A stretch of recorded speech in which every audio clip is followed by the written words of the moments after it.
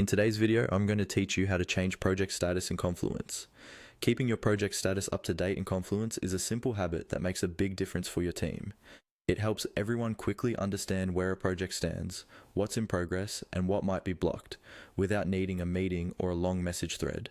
In this walkthrough, I'll guide you step by step through how to change a project status, and how to pick or add the most useful status for your page.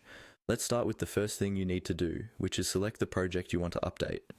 In Confluence, your projects are usually represented as pages within a space, often under a projects or portfolio section in the sidebar. Navigate to the relevant space, then look through the page tree on the left and click on the project page you want to manage. Take a moment to confirm you've opened the correct page by checking the project title and any key details at the top.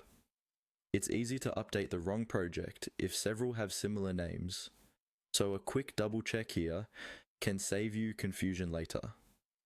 Once you're on the correct project page, look near the top of the page for the status area.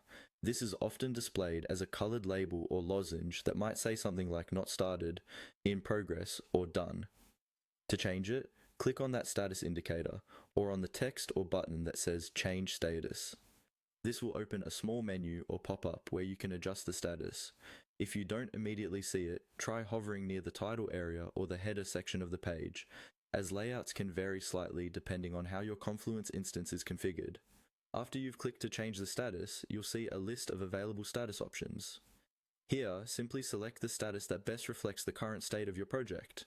For example, choose in progress when work has officially started, or on hold if you're temporarily pausing work. Selecting a clear and accurate status helps stakeholders know what to expect without needing more details. If the existing options don't quite fit your workflow, look for an option to add a new status. When adding one, use short, descriptive words and keep your naming consistent with other projects in your workspace. Once you've selected or added the new status, it will update on the page automatically.